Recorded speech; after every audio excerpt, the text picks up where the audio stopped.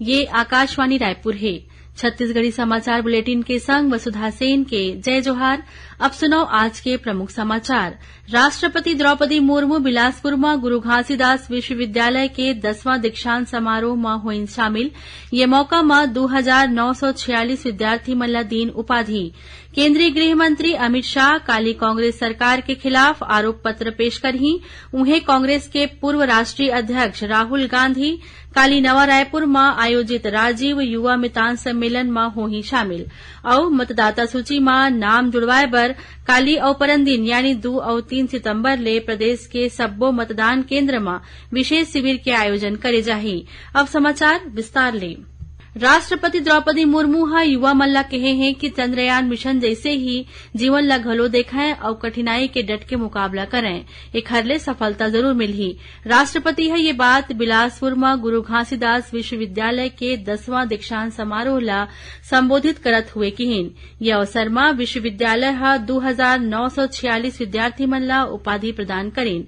कार्यक्रम ला संबोधित करत राष्ट्रपति श्रीमती मुर्मू हा कहिन कि चुनौती हमर जीवन में आथे त नवा मौका घलो लानथे। उमन सुझाव दीन कि ए संबंध में विश्वविद्यालय में ऐसन आयोजन होवत रहना चाहिए ताकि समाज में वैज्ञानिक दृष्टिकोण के निर्माण हो सके। राष्ट्रपति हा स्वर्ण पदक प्राप्त करैया 76 जैन विद्यार्थी मन में 45 जन छात्रा के शामिल होए ले खुशी जतावत किहिन कि यह महिला सशक्तिकरण के दिशा में एक ठन बड़े कदम आए। राष्ट्रपति हा कहिन की राज्य के 1/3 आबादी जनजाति आए। जनजाति समुदाय के प्रति संवेदनशीलता और महिला मन के भागीदारी जैसे विषय महत्वपूर्ण हैं। उमन कहिन कि ये विश्वविद्यालय के नाम गुरु घासीदास के नाम ऊपर है जिन्हा मनखे एक समान के संदेश दे है। श्रीमती मुर्मू हा कहिन कि समानता के आदर्श ऊपर चल के ही युवा सभ्य समाज के निर्माण कर सकही। दीक्षांत समारोह ला राज्यपाल विश्वभूषण हरिचंदन हा घलो संबोधित करीन। उमन कहिन कि दीक्षांत समारोह हा एक गरिमामय समारोह आए जेनहा आपके कड़ा मेहनत ला मान्यता देथे और संगे संग आप मन बर एक जिम्मेदारी घलो लेके आथे। आप मन ला जीवन के अलग अलग पहलू के पता लगाए के संगे संग नवा चीज सीखे के कई ठन अवसर मिलही। ये चरण के दौरान आप मन मूल्य मन ला आत्मसात करहु और अपन क्षमता के विकास करहु। श्री हरिचंदन हा कहिस कि शिक्षा हमला संस्कारित बनाबे करथे संगे संग अनुशासित घलो करथे। ये मौका में उमन स्वतंत्रता संग्राम के विभूति मन के ऐतिहासिक योगदान ला घलो याद करीन। उन्हें मुख्यमंत्री भूपेश बघेल हा कहिन कि आप सब्बो प्रतिभाशाली छात्र छात्रा मन अपन कठोर परिश्रम और अनुशासन के बल में स्वयं ला उपाधि और स्वर्ण पदक बर योग्य सिद्ध करे हव।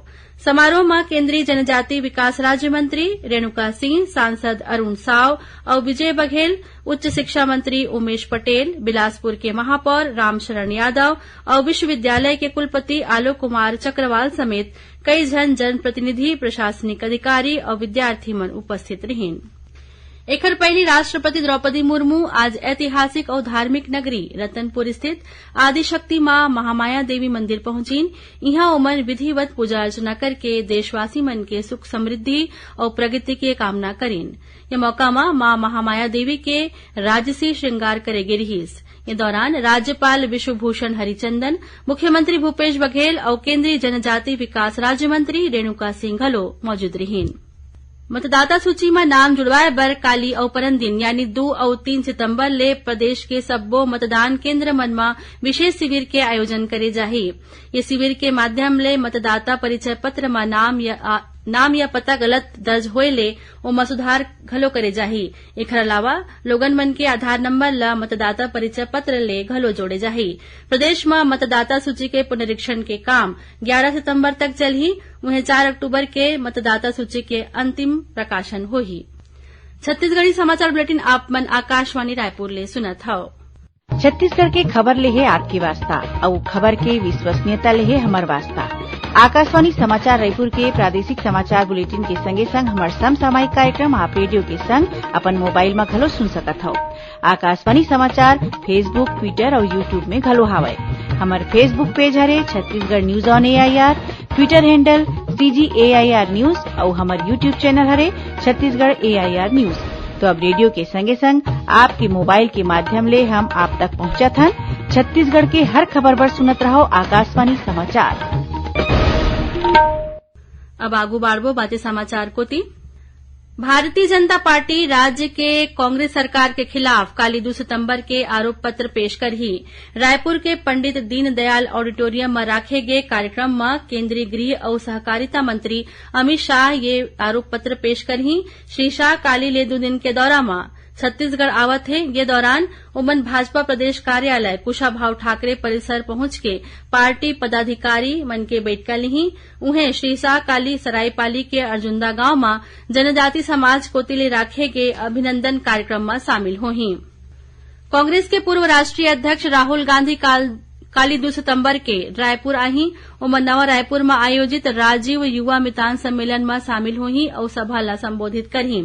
छत्तीसगढ़ प्रदेश कांग्रेस कमेटी के संचार विभाग के अध्यक्ष सुशील आनंद शुक्ला बताइन कि कार्यक्रम में अखिल भारतीय कांग्रेस कमेटी के महासचिव और छत्तीसगढ़ प्रभारी कुमारी सैलजा, मुख्यमंत्री भूपेश बघेल, प्रदेश कांग्रेस अध्यक्ष दीपक बैज और विधानसभा अध्यक्ष डॉक्टर चरणदास महंत समेत कई जन पदाधिकारी मन शामिल होही।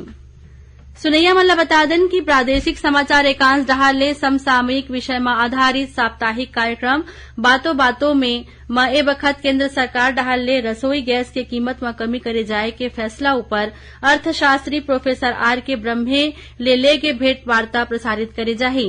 एखर प्रसारण आकाशवाणी के रायपुर केंद्र डहार ले काली 2 सितंबर के बिहनिया 10:30 बजे ले करे जाही। एला छत्तीसगढ़ के जम्मू आकाशवाणी केंद्र एके संगरारी लेकर ही। जांजगीर चांपा जिला के अमोदा गांव में देशी शराब पिए ले एक जन महिला समेत 2 जन के मौत हो गए। मिले जानकारी के अनुसार नवागढ़ थाना क्षेत्र के ग्राम अमोदा में शराब पिए के बाद 2 जन के तबियत बिगड़े ले अस्पताल ले जात रद्दा में ही उखर मौत हो गए। सूचना मिले के बाद पुलिस के संग FSL के टीम घटनास्थल पहुंच के जांच शुरू करीन। पोस्टमार्टम के रिपोर्ट में मौत के कारण स्पष्ट नहीं हो पाए है। इला देखत दोनों शव के बिसरा ला फॉरेंसिक जांच बर भेजे गए हैं। पुलिस बताइन कि मृतक मन के परिजन के बयान के आधार में शराब बेचैया और उपलब्ध करैया मन ले पूछताछ करे जात है। राजनांदगांव विधानसभा क्षेत्र के ग्रामीण मन धान के सुखद फसल ला बचाए बर मटिया मोती जलाशय ले पानी छोड़े जाए के मांग करीन है। इस संबंध में ग्रामीण मन छत्तीसगढ़ युवा आयोग के अध्यक्ष जितेंद्र मुदलियार के अगुवाई में कलेक्टर ले मुलाकात करीन। कलेक्टर चर्चा के दौरान श्री मुदलियार बताइन कि रानी तराई, आलीखूंटा, उसरी बोर्ड, मुड़पार, मलपुरी और सुरगी समेत कुछ गांव में वर्षा के कमी ले फसल प्रभावित हो है। उमन बताइन कि फसल ल बचाए बर अभी पानी के बहुत ज्यादा जरूरत है। उमन मटिया मोती जलाशय ले पानी छोड़ के गांव के किसान मन ला राहत दे के मांग करीन। एखर ऊपर कलेक्टर उचित व्यवस्था करे के आश्वासन दीन। अब थोरकुन समाचार सारमा। राज्य के सरगुजा जिला में आज अंबिकापुर रेणुकूट रेल मार्ग के मांग ला लेके आने राजनीतिक दल और सामाजिक संगठन के लोगन मन आज ले पदयात्रा शुरू करे हैं। एमा सरगुजा जिला के संग उत्तर प्रदेश के घलो कई झिन शामिल होइन। कबीरधाम जिला के रोजगार और स्वरोजगार मार्गदर्शन केंद्र परिसर में 4 सितंबर के प्लेसमेंट कैंप के आयोजन करे जाही और कोंडागांव जिला में राष्ट्रीय राजमार्ग क्रमांक 30 में गांव लंजोड़ा करा पाछू रतिया हुए सड़क दुर्घटना में बोरगांव के पूर्व सरपंच महेश कोराम के मौत हो गए। उन्हें एक आने मनखे गंभीर रूप ले घायल हो गए है। आखिर में प्रमुख समाचार एक घाव फेर। राष्ट्रपति द्रौपदी मुर्मू बिलासपुर में गुरु घासीदास विश्वविद्यालय के 10वां दीक्षांत समारोह में हुई शामिल। ये मौका में 2946 विद्यार्थी मन ला दीन उपाधि। केंद्रीय गृह मंत्री अमित शाह काली कांग्रेस सरकार के खिलाफ आरोप पत्र पेश कर ही उन्हें कांग्रेस के पूर्व राष्ट्रीय अध्यक्ष राहुल गांधी काली नवा रायपुर में आयोजित राजीव युवा मितान सम्मेलन में होही शामिल और मतदाता सूची में नाम जुड़वाए बर काली और परंदिन यानी 2 और 3 सितंबर ले प्रदेश के सब्बो मतदान केंद्र में विशेष शिविर के आयोजन करे जाही। एकरे संग छत्तीसगढ़ी समाचार बुलेटिन इहे सिरावत है। जय जोहार।